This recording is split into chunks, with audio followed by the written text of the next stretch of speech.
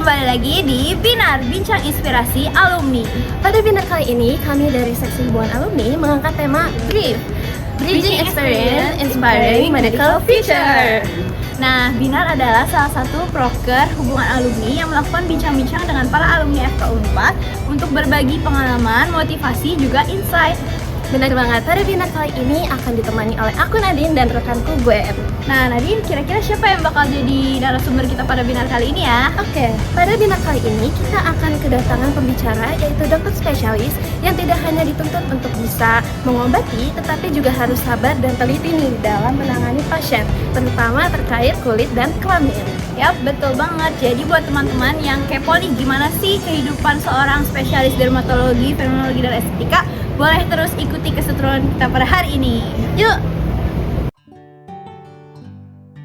Halo teman-teman semuanya. Saat ini kita sudah bersama dengan Dr. Helena Eka Putri, spesialis dermatologi feminologi. Selamat siang, Dok. Apa kabar, Dok? Selamat siang, Dok. Gimana kabarnya, Dok? Baik, kalian gimana kabarnya? Baik juga, Dok.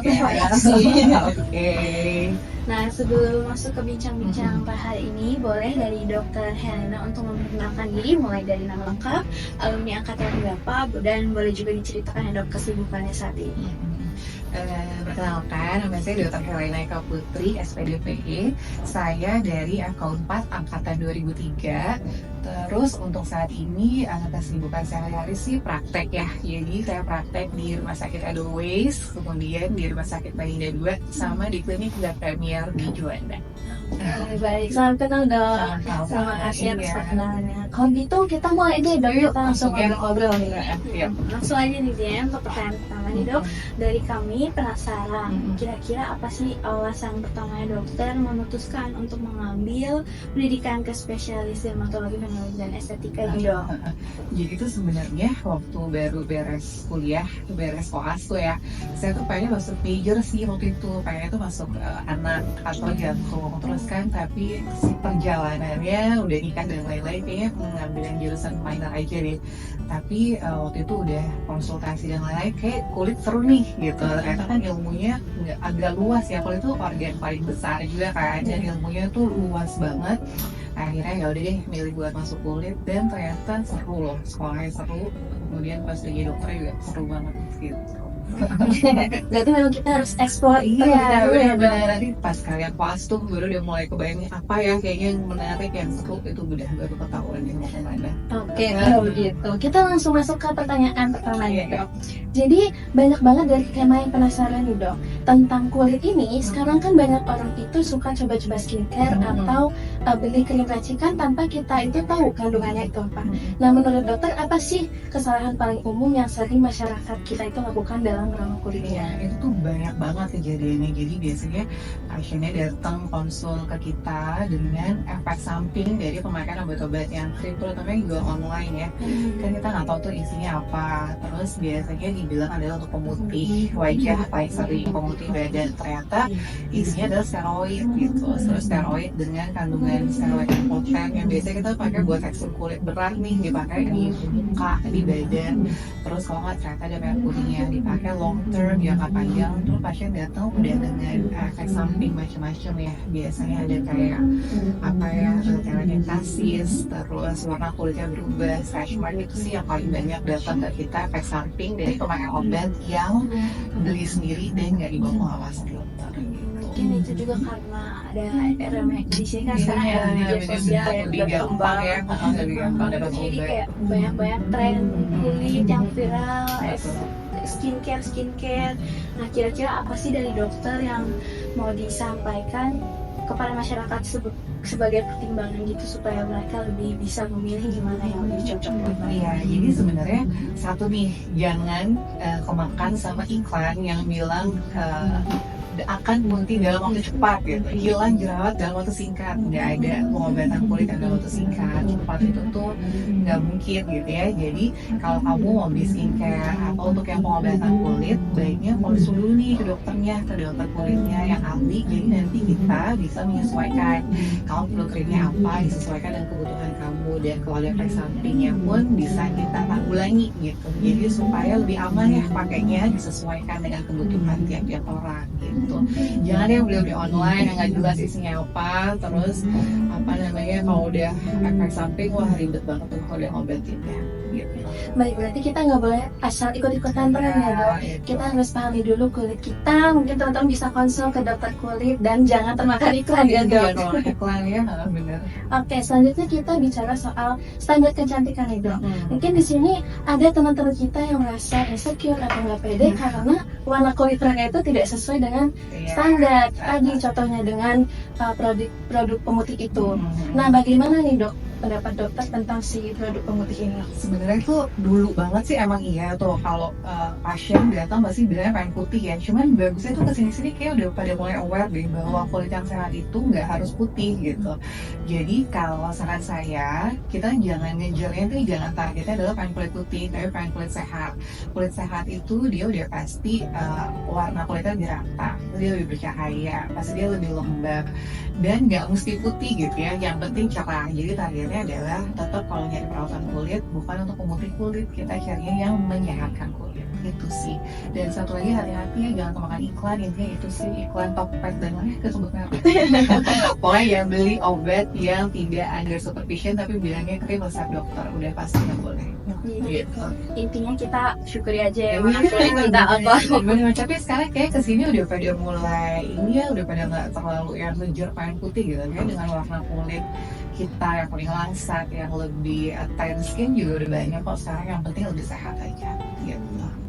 Kalau begitu ada gak nih tips dari dokter dalam merawat kulit khususnya buat cewek-cewek juga nih yang suka Apa ya? perhatiin kulit mereka? Iya. Sebenarnya kalau buat apa ya kalian nih masih muda-muda kan, kulitnya belum rusak dan belum gimana. Sebenarnya yang utama basic skincare-nya aja. Jadi tetap pakai pencuci pembersih wajah, pilih yang mild cleanser, udah gitu pelembab, tetap sama sunscreen ya, wajib banget sunscreen tiap hari.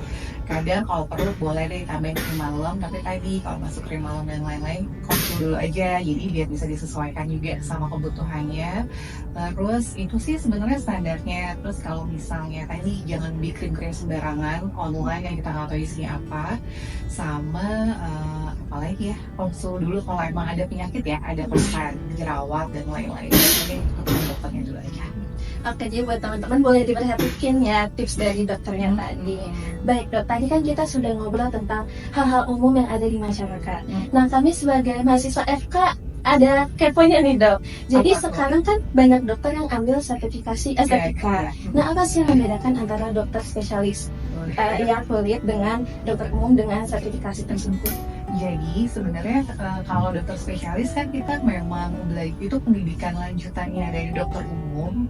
Jadi kita memang belajarnya juga lebih lama gitu. Kita belajar kulitnya lebih luas. Kita nggak hanya belajar kosmetiknya aja, tapi kita belajar penyakit kulitnya, anatomi fisiologi kulit lebih didalami lagi. Kalau yang dulu sih yang saya tahu kita tuh belajar 4 tahun, minimal 3,5 tahun lah ya. Itu untuk mempelajarin kulit aja. Sementara kalau yang course gitu kan kayaknya berapa bulan ya, jadi mungkin ilmunya nggak mendalami seperti kita gitu. Terus satu lagi yang penting sebenarnya, yang penting di kulit tuh diagnosis ya, yang agak susah tuh kan diagnosis ya. Kamu bilang jerawat padahal bukan jerawat nih, bisa ada yang lain, bisa ada penyakit sistemik lain, jadi penanganannya juga lebih sesuai. Sama satu lagi, kalau dokter kulit tuh pada akhirnya semua harus ngikutin yang namanya ujian board. Jadi kita tercertified dari yang ujian board itu, baru kita dinyatakan kalau kita lulus nih ujiannya, baru kita dinyatakan layak untuk berpraktek sebagai dokter SPDP gitu. Jadi udah kamu belajar sekian semester, terus kamu ujian lagi, lulus ujiannya, baru kamu boleh deh dapat dinyatakan kompeten untuk berpraktek sebagai dokter SPDP gitu. Berarti dari yang spesialis kulit sendiri itu lebih luas, lebih dalam. Lebih luas, karena kita nggak cuma kosmetik aja ya, termasuk yang penyakitnya juga gitu. Nah, kalau misalnya dari kita nih, KMA FK4 ada yang penasaran sama apa sih yang harus disiapin sebelum mengambil spesialis dermatologi teknologi itu, kira-kira kayak misalnya materinya kah atau keterampilan khusus gitu yang bisa disiapkan sebelumnya? Sebenarnya kalau kalian emang udah beberapa tuh ada yang kayak udah magang sebelumnya, mungkin ada magang di tempat-tempat yang berkaitan dengan dengan ilmu kita, ilmu dermatologi boleh, atau yang udah punya pengalaman belajar, pengalaman kerja sebelumnya itu bisa juga dipertimbangkan. Terus kalau belajar tetap lah ya belajarnya dari yang ilmu basic kulitnya itu, ujiannya nggak jauh-jauh kok dari situ. Yang tetap buku standar kita ada SPT-nya, disiapin lah berapa bulan sebelum ujian. Terus kalau memang ada riwayat kerja sebelumnya itu pasti jadi nilai tambah, ada riwayat tempat kerja untuk nanti sesudah juga pasti nilai tambah. Kalau perlu boleh ikut seminar kulit, kalau diadain boleh, itu pasti jadi nilai tambah juga gitu. Sama harus yakin kalian passionate buat belajar ilmu dan mata teknologi. Oke, baik. Jadi buat teman-teman yang tertarik tadi tuh boleh dicatat. Jadi dipersiapkan jauh-jauh hari. Iya, Juga betul. bisa ikut magang ataupun seminar-seminar.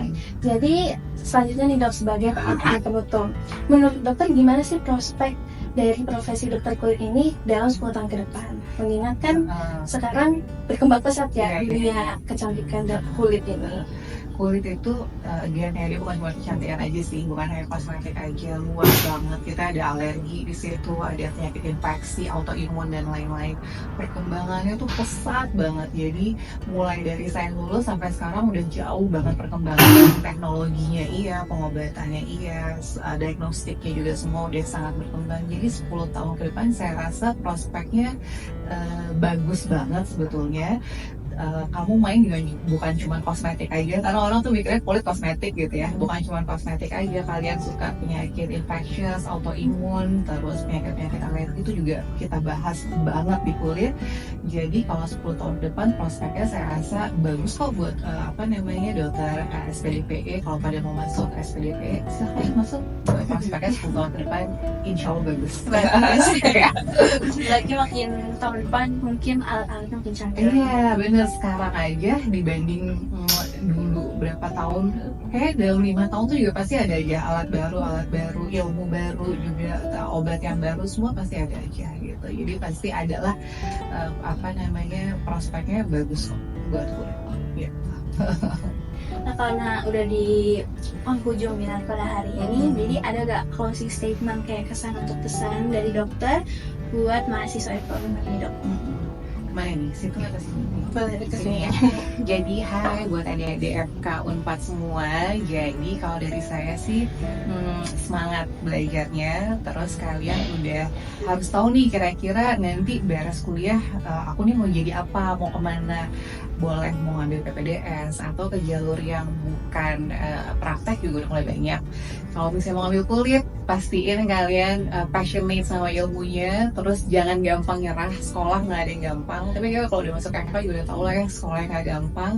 Tapi by the end nanti worth banget, sangat menyenangkan kerjanya. Jadi dokternya, pendidikannya juga sangat menyenangkan. Jadi semangat semuanya. Oke, terima kasih ya dokter atas closing statementnya. Iya. Waduh, jadi nggak terasa ya teman-teman, udah terjawab semua pertanyaan kita oleh Dr. Helena yang tentunya sangat inspiratif dan insightful bagi kita semua, apalagi kita sebagai cewek-cewek nih. Iya. Terima kasih banget ya dok, udah meluangkan waktunya buat kita bincang-bincang hari ini. Iya. Kalau gitu kami Nadine dan Gwen izin pamit diri untuk menutup dinar kali ini. Sampai ketemu di lain waktu dokter. Terima kasih. Dan untuk teman-teman yang menonton, boleh terus saksikan keseruan kita pada bincang-bincang episode selanjutnya. Dadah. Wah, seru banget deh tadi setelah mendengarkan insight dari Dr. Helena. Jujur aku jadi tertarik nih buat pelajari kulit lebih jauh dan estetika medisnya. Benar banget. Dan juga buat teman-teman jangan lupa untuk ikuti keseruan Dinar di episode selanjutnya, tentunya dengan topik dan narasumber yang gak kalah seru. Sampai jumpa dan see you di episode selanjutnya.